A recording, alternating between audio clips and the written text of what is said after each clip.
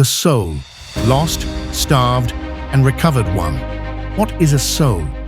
The soul is not a thing. It is not a shape, a color, or a place.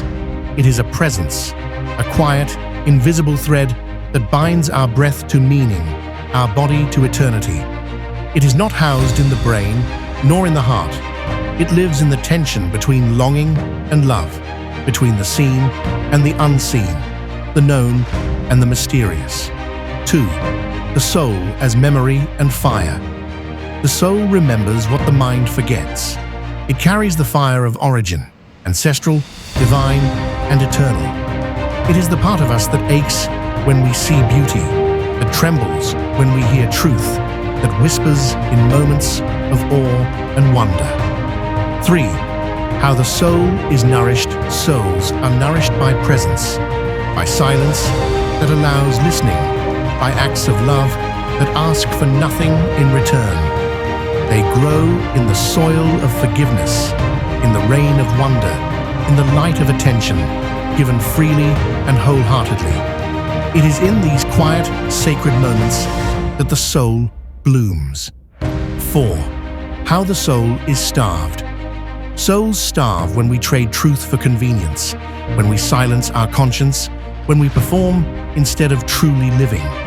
They wither in noise, in cruelty, in the absence of awe, in the lack of wonder, in the forgetting of who we really are. 5. Can a soul be lost or killed? A soul cannot be killed, but it can be buried, beneath shame, beneath betrayal, beneath years of forgetting. It can be lost in the wilderness of self-deception, hidden beneath layers of fear and regret. Yet even then, it waits, always, waiting for the moment it can rise again. 6. What is a soulless human being? Soullessness is not emptiness, it is disconnection. It is being animated, but not alive. It is the trading of one's essence for power, for applause, for numbness. It is the forgetting of what it means to feel, to see, to care. 7. Can a lost soul be recovered? Yes, a lost soul can be recovered. Recovery begins with remembrance, with stillness, with the courage to feel again. The soul returns when we stop running, when we kneel in the ruins and whisper, "I am ready." When we embrace the fragments of ourselves, we allow light to enter where darkness once dwelled. 8. The path of soul recovery. It is not a technique, it is a pilgrimage, a slow, sacred journey, through grief, through beauty, through truth, through small acts of kindness, through forgiveness, through the courage to be vulnerable again. One step, one breath, one act of love at a time. 9.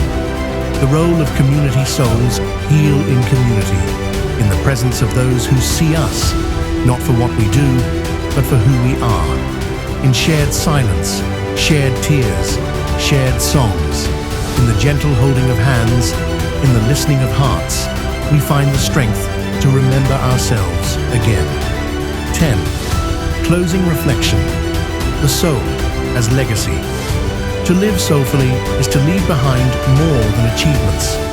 It is to leave behind echoes of love, traces of truth, seeds of beauty.